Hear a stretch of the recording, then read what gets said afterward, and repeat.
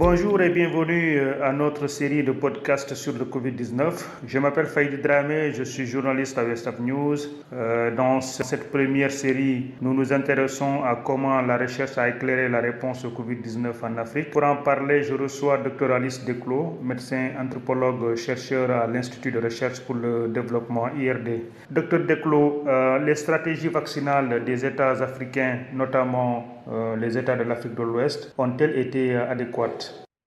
Alors, si on parle des stratégies au-delà de la campagne, si on parle déjà de stratégies au niveau de la région Afrique, il est clair que si l'Afrique produisait ses propres vaccins, ce serait plus simple, hein. Enfin, ce serait plus efficace. Et là, on a en ce moment des programmes pour mettre en place une production à grande échelle de vaccins. Mais il a fallu mettre en place, il y avait beaucoup de retard sur différents aspects.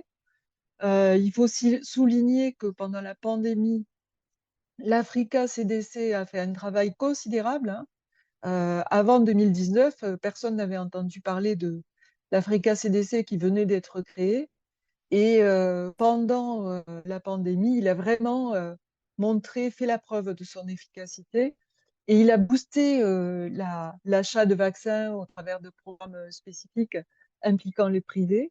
Et actuellement, l'Africa CDC pousse pour la mise en place de non seulement les unités de production, mais aussi les unités de contrôle, comme l'Agence du médicament, qu'il faut pour accompagner la production de vaccins en Afrique. Donc ça, c'est un point important. Alors, si vous parlez ensuite des stratégies au niveau national, si vous voulez parler des stratégies d'accès aux populations, alors, bon, on peut toujours penser que il aurait fallu plus d'actions, ce qu'on appelle les actions outreach, c'est-à-dire qui vont vers les populations. Chaque fois qu'il y a eu, alors à certains moments, les vaccinodromes, ça a été utile. Je pense que vous avez eu dans la presse des actions qui sont venues au niveau de, je crois que c'était la Maison de la Presse, pour les vaccins, pour vacciner, pour faciliter l'accès aux journalistes. Les actions comme ça ont été importantes. Et bien sûr, toutes les actions qui s'appuient par exemple sur la médecine du travail, où on aurait pu penser que c'est pas penser seulement au passé, mais dans l'avenir, il pourrait y avoir des associations de vaccination pour le Covid avec des vaccins, d'autres vaccins, hein. Par exemple, les vaccins du PEV pour les enfants, on les rapproche des familles. Dans les familles, il y a des enfants, mais il y a parfois aussi, souvent aussi des grands-parents. Donc, pourquoi pas avoir des stratégies combinées avec différents types de vaccins qui sont proposés à distance. Docteur, à vous entendre parler, on a l'impression que les stratégies de vaccination auraient pu être une occasion pour intégrer d'autres aspects de santé publique pour les prendre en charge, n'est-ce pas? Alors là où on a pris vraiment du retard, je pense, c'est que ça aurait pu être une occasion pour identifier et mettre en place des mesures particulières pour les personnes atteintes de différentes pathologies. Par exemple, on aurait pu recenser tous les diabétiques, recenser toutes les personnes qui ont des problèmes d'immunité. Et ça, je ne suis pas certaine que ça ait pu être fait au Sénégal. Donc, des stratégies ciblées auraient pu être davantage développées.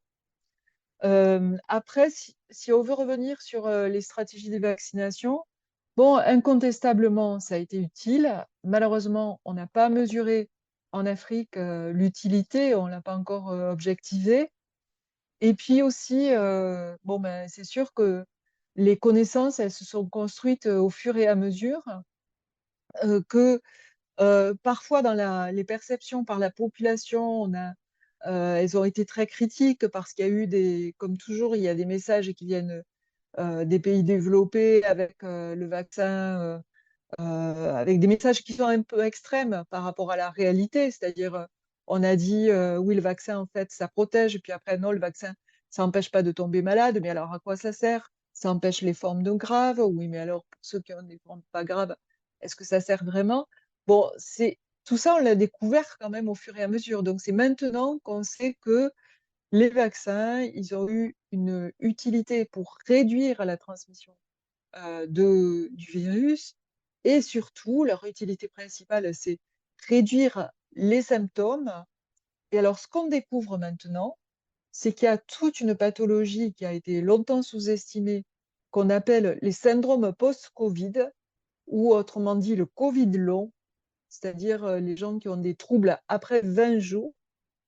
Et tous ces troubles les personnes qui ont été vaccinées ont moins de troubles en termes de Covid long que enfin, ils ont eu moins de Covid, donc ça leur a épargné le Covid long. Alors que maintenant, on sait que le Covid, ça a été une mortalité qui est quand même écrasante dans les pays du Nord, hein. Il y a eu un impact majeur en termes de décès, en Afrique beaucoup moins. Et puis maintenant, cet aspect qu'on méconnaît complètement en Afrique, c'est tous ces gens, en gros, une personne sur 5 qui a fait le Covid en Europe, surtout si elle a eu une réinfection, elle a maintenant des signes de Covid long, qui sont des signes pas du tout sympathiques, c'est-à-dire une fatigue extrême qui empêche les gens de travailler, un brouillard mental qui les amène à être constamment fatigués et de plus être aussi performants, des douleurs articulaires, parfois des problèmes neurologiques graves. Donc tous ces aspects ont été épargnés par la vaccination. Et en Afrique, on a très peu d'études à ce sujet. Donc on n'a malheureusement pas de dispositif pour enregistrer les personnes qui auraient des troubles liés au Covid qui durent jusqu'à 1 an ou 2 ans après la maladie.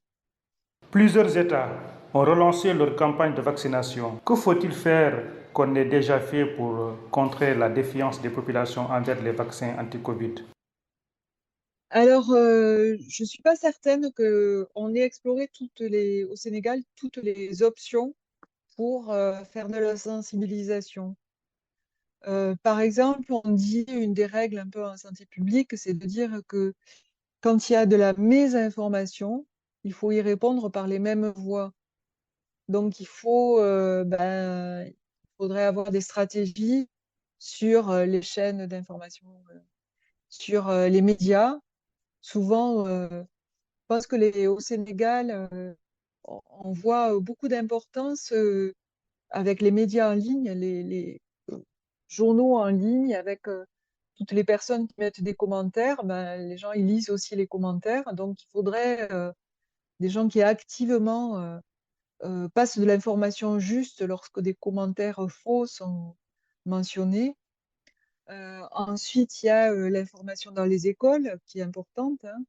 On sait que les lycées, les jeunes des lycées, ils peuvent apporter l'information à leurs parents, une information actualisée. Alors, est-ce que les lycées ont les moyens de faire assez d'informations?